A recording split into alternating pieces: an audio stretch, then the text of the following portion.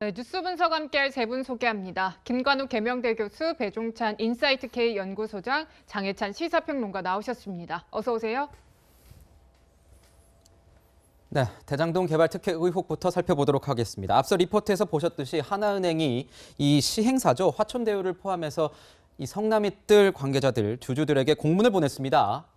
그 당시에 회의록 이런 게 있으면은 제출해달라 이렇게 얘기를 했는데 비밀 유지 의무라면서 이사회 의사록과 주주총회 회의록 제출을 거부하고 있다는 리포트 내용 보셨는데요. 장혜찬 평론가에게 물어봐야 될 것 같습니다. 이 화천대유가 자료 공개를 안 하는 이유는 뭐라고 저희가 판단을 해야 될까요? 본인들은 업무상 비밀 유지 의무라고 말하고 있지만 다른 주주들은 다 동의했는데 유독 화천대유만 반대한다는 거 아니겠습니까? 그럼 이 같은 결정을 지켜보는 국민들은 도대체 뭐가 숨겨져 있길래, 뭐가 그리 떳떳하지 못하길래 화천대유만 이 회의록을 공개하지 못할까라고 의심의 눈초리를 가질 수밖에 없는 것입니다. 그리고 한편으로는 우리나라의 수사기관이 이렇게 만만하게 보이는가 하는 자괴감마저도 들 것입니다.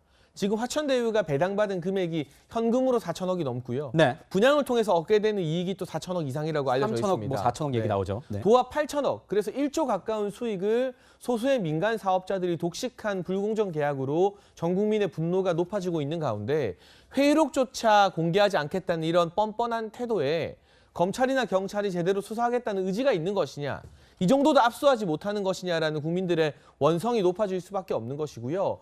여기에 보면 회의록 공개를 거부한 대표 직인이 이한성, 그러니까 이화영 전 경기지사의 보좌관입니다. 네. 물론 보좌관으로 근무한 시절은 매우 오래전이라 하지만 언론 보도에 의하면 4년 전인 2017년까지 이화영, 현재는 킨텍스 사장으로 가 있죠. 이화영 전 지사와 같은 업체를 운영했다. 동업자로서 이름을 올렸다는 사실까지도 언론을 통해서 확인이 되어 있는데, 이토록 이재명 지사의 경기도와 밀접하게 연관이 되어 있는 이한성 대표의 직인으로 이 회의록 등을 공개하지 않겠다고 끝까지 버티기에 나서는 것은 화천대유 측에서 드러나면 안 될 진실을 숨기고 있다는 추측을 받을 수밖에 없는 것이고, 그리고 또 한 가지는 이대로 버티기에 돌입하면 권력기관이나 수사기관이 자신들을 제대로 수사하지 않고 봐줄 것이라는 자신감이 있기 때문에 이런 이 뻔뻔한 태도로 나오는 게 아닌가 하는 의문을 더해갈 수밖에 없는 그런 안하무인격 태도라는 생각이 많이 듭니다. 네, 이런 상황에서 검찰의 수사 속도는 빨라지고 있습니다. 그리고요, 최근에 정모 변호사를 소환 조사했는데요. 이 인물은 유동규 전 본부장의 최측근으로 알려진 사람이죠. 관련 목소리 준비돼 있습니다. 뭐 반바지 입고 슬리퍼 딸딸 끌고 다니고 그 유동규 방에도 들락날락하고 걔만은 그런 특혜를 많이 입었어요. 네, 지금 뭐 들으셨다시피 특혜를 많이 받았다, 방에도 편하게 왔다 갔다라고 했는데요, 교수님. 네. 그러니까 유동규 전 본부장과 이 공사에서 그 사업 초기부터 깊숙이 관여했던 그런 인물로 봐야 될까요? 그렇죠. 그런데 이제 핵심 인물 중에 네. 한 명이 남욱 변호사라고 있습니다. 네. 그런데 이분의 대학 후배예요. 그래서 남욱 변호사의 소개로 사실상 성남개발공사의 이제 전략기획팀장 자리를 차지하고, 여기에서 이제 그 상황 속에서 유동규 본부장과 친분 관계를 굉장히 많이 쌓은 것 같아요. 근데 네. 작년인가 5월 달에 이제 해임이 됐습니다. 한 400m 근무지 이탈을 하는 등 이제 태만 이걸로 해가지고 이제 사실상 이제 쫓겨나게 된 부분인데, 네. 이 과정 속에서 본인이 억울하다, 쫓겨난 네. 것이 뭐 그래가지고 이 부분도 이제 얘기를 계속 하고 있는 것 같아요. 그런데 우리가 얘기했다시피 지금 남욱 핵심 인사인 남욱 변호사 그리고 유동규 이 두 사람하고 굉장히 가깝다는 거는 이런 어떤 사업의 흐름이라든가 이 내용을 누구보다도 구체적으로 알고 있다라고 얘기를 우리가 추측 가능한 부분이 있거든요. 그래서 지금 이제 검찰에서는 이분의 대한 취조, 그러니까 조사 뭐 이런 것들에 대해서 이제 박차를 가하고 있다, 이렇게 볼 수 있을 것 같습니다. 네. 방금도 이제 말씀해 주셨지만 소장님, 네. 지난해 5월에 이 정모 씨가 성남 도시개발공사에서 업무 태만으로 해임이 된 적이 있는데, 이 정모 씨가 부당 회교를 당했다면서 작성한 이 구제 신청서 내용이 굉장히 논란이 되고 있는 겁니다. 네. 이렇게 구제 신청서 내용이 나왔네요. 대장동 사업 맡아서 약 1,800원가량 벌어들이는 기획을 내가 했고, 이재명 경기지사가 선거법 위반 사건 법정 증인으로 나가서 내가 법정 증인으로 나가서 선거법 위반 사건에서 무죄가 나오는데 내가 도움을 줬다, 이런 식으로 공언을 했다 주장을 하고 있어요. 이런 식으로 구제 신청서 씁니까? 어떻습니까? 그렇지는 않죠. 그렇기 때문에 상당히 정치적이다라고도 해석할 수 있는 것이 두 가지 내용이 나옵니다. 그러니까 대장동 개발 이익을 환수하는 데도 본인이 관여가 돼 있다. 근데 그뿐만 아니라 이재명 지사가 대법원 선고를 받는데도 본인이 관여가 돼 있다. 그러니까 두 가지의 중요한 사건에 대해서 본인이 다 관여가 돼 있는 또 핵심 인물일 수가 있는 것이죠. 그러니까 경기노동지방위원회에 자신이 부당하게 해고를 당했다라고 하는 구제 신청서를 내면서 대장동 개발 이익 중에서 이 개발 이익을 공적으로 환수하는데 1,800원 환수하는데 본인이 관여가 됐다. 관여했다. 뭔가 기획하는데 이 정모 변호사가 역할을 했다는 의미가 될 수 있는 것이고, 또 하나는 중요한 것이 이 이재명 지사가 대법원 선고를 받는데도 1심에 나가서 이재명 후보는 아무런 이 대장동 개발과 관련해서 특별한 관여가 없다, 또 영향력을 행사한 바가 없다. 사실 이런 부분들을 강조했기 때문에, 그러면서 이재명 후보의 사실상 판결에도 좀 영향을 준 것이 아니냐, 이런 내용의 관련성이 있는 것이죠. 네, 실제로 경기지방노동위원회는 이런 구제 신청서 내용을 보고 지난해 8월에 해임은 과도하다며 정모 변호사의 손을 들어줬고, 정모 변호사는 회사에 복직한 이후에 지난 2월에 본인 스스로 퇴직을 했다고 합니다. 네, 이 정모 변호사가 검찰에 자술서를 제출했다고 합니다. 그리고 그 내용이 JTBC 보도를 통해서 좀 알려진 것들이 있어서 짚어봐야 될 것 같은데요. 한 20쪽 정도 되는 분량이라고 해요. A4 용지 크기에. 근데 여기에요, 평론가님. 저희 지금 계속해서 쟁점이 되고 있고 궁금해하는 천화동인 1호 실소유주에 대한 그 내용이 좀 담겼더라고요. 네, 지금 이 정모 변호사가 쓴 자술서에 따르면 유동규 전 본부장이 평소에도 종종 여러 사람들과 있는 자리에서 천화동인 1호는 내 거다. 그리고 김만배라는 화천대유의 실소유주가 네. 다만 관리를 하고 있을 뿐이다라고 종종 언급했다는 겁니다. 그런데 이게 지금 경찰에 여러 가지 또 이 증거 자료와 녹취록 등을 제공한 정모 회계사의 증언과도 일치하는 부분이거든요. 정영학 회계사. 네, 정영학 회계사의 증언에 따르면 이 천화동인 1호가 받은 배당금의 절반 가까이 또는 절반 이상에 해당하는 700억 정도가 유동규 전 본부장에게 가기로 돼 있었다는 거 아니겠습니까? 여러 가지 정황 증거와 서로 다른 사람들의 진술이 일치하기 때문에 검찰에서도 천화동인 1호의 실소유주가 누구인지 이제 본격적인 수사를 할 수밖에 없는 대목이고요. 그리고 저는 여기서 조금 더 나아가야 된다고 보는 것이, 지금 성남시 산하 도시개발공사의 본부장 정도에게 과연 700억이라는 거금을 주는 이런 뇌물 구조가 가능할까? 700억 정도면 공무원 사회에서 정말 어마어마한 금액이기 때문에 유동규 전 본부장 역시도 천화동인 1호의 실소유주가 아니라 누군가로부터 위탁을 받아서 천화동인 1호의 700억 정도를 관리하는 또 하나의 이 관리자가 아니었을까 하는 의심까지도 정치권에서 제기되고 있습니다. 네. 이 부분까지 검찰이 빠르게 수사를 해야 되는데, 지금 수사하는 상황을 보게 되면 유동규 전 본부장이 압수수색 과정에서 던진 핸드폰, 그것도 경찰이 대신 찾았죠. 그랬죠. 검찰은 찾지도 못하고 오히려 창밖으로 핸드폰 던졌다는 모 신문의 보도를 가짜뉴스 취급했습니다. 그러다 망신을 당했죠.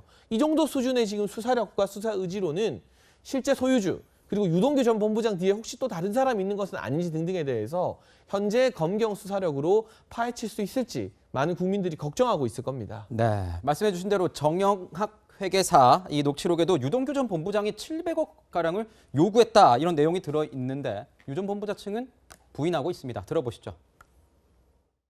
700억은 오히려 저희가 김만배 씨와 대화하면서 뭐 줄 수 있냐 농담처럼 얘기하고, 실제로 뭐 약속도 한 적도 없고 받은 적도 없습니다. 정 변호사한테 그 사업자금하고 이혼하면서 위자료 쓸 돈도 없어서 그것 때문에 빌렸고.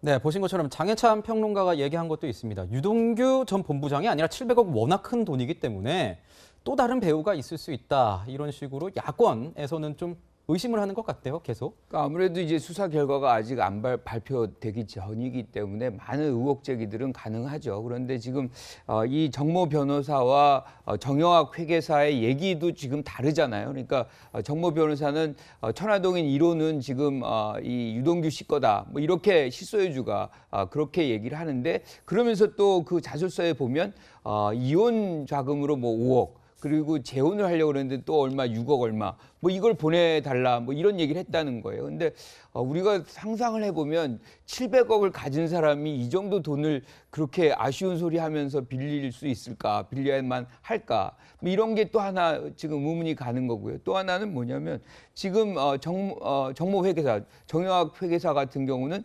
700억을 이제 나눠 받을 수 있느냐라는 질문을 녹취록에 했다 그러는 거예요. 그런데 본인 거라 그러면서 받을 수 있냐라고 얘기하는 건 또 그 안에 모순이 존재하는 거 아닙니까? 그래서 지금 이 두 정모 변호사와 정 회계사 얘기가 다르다는 것은 네. 사실상 지금 뭔가가 뚜렷하게 이 700억의 소재가 누구 것인지에 확실한 어떤 규명이 안 됐다라고 우리가 판단할 수도 있는 부분이거든요. 그래서 이 700억이라는 돈이 만약에 이미 용처가 쓰여졌다라고 하면 자금 흐름은 뭐 이게 워낙 크기 때문에 금방 밝혀낼 수 금세 있죠. 밝혀낼 수 있는 거거든요. 네. 그래서 이 부분은 수사 결과를 좀 지켜보는 것이 맞겠다 이렇게 생각합니다. 네, 자 그리고 내일은요 검찰이 이제 화천대유 대주주인 김만배 씨를 소환 조사한다고 합니다. 그러면은 이 조사 과정에서요 소장님 계속해서 이제 논란이 되고 있는 천화동인 1호의 실소유주가 누구냐 이 부분에 대한 좀 집중적인 논의 추궁이 이루어지지 않겠습니까? 그렇죠. 김만배 씨는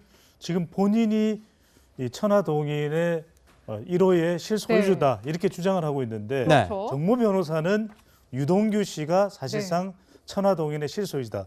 자, 이 구조를 잠깐 보시면 복잡한 것처럼 보이는데 유동규 전 본부장과 정모 변호사가 틀어져 있는 거예요.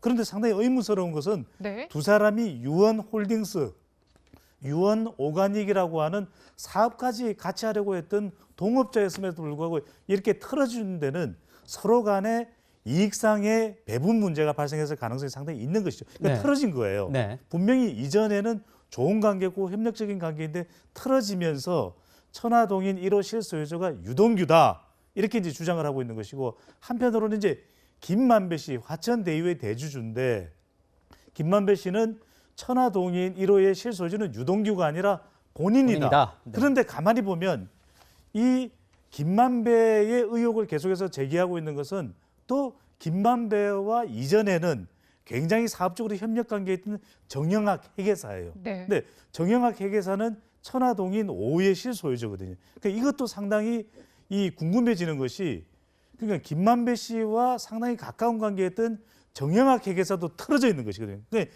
양쪽의 주장이 다 틀려요.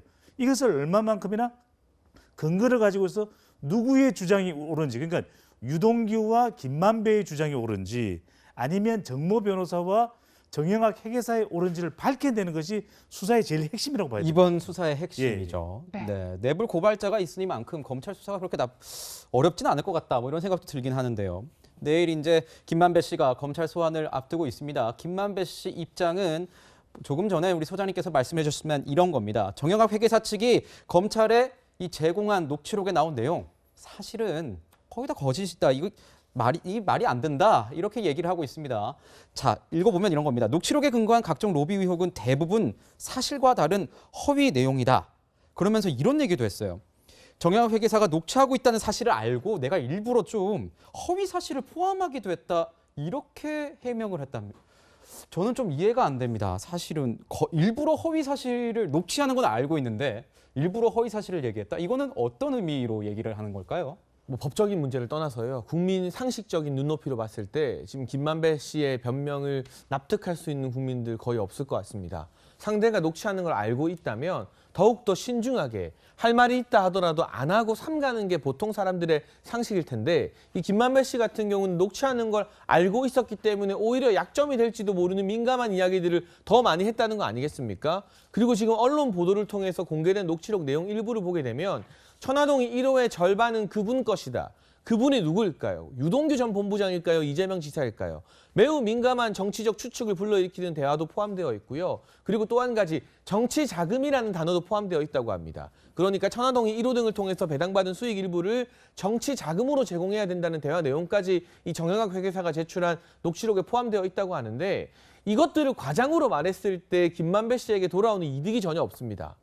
상식적인 사람이라면 상대방이 나의 대화를 녹취하고 있다는 걸 알았을 때 아무런 대답도 하지 않거나 굉장히 원론적이고 두루뭉술한 이야기만 하겠죠. 그런데 녹취하는 걸 알았기 때문에 과장돼서 말했다. 이런 변명은 수사기관에서 아마 받아들여지지 않을 겁니다. 만약 법정에 간다고 하여도 재판을 담당하는 판사가 코웃음을 칠 가능성이 대단히 높기 때문에 지금이라도 김만배 씨는 말도 안 되는 국민 상식과 한참 벗어난 변명을 할 게 아니라 진상을 규명하기 위해서, 진실을 밝히기 위해서 보다 솔직하고 겸허한 태도로 국민들 앞에, 언론 앞에, 그리고 수사기관 앞에 임해야 할 것 같습니다.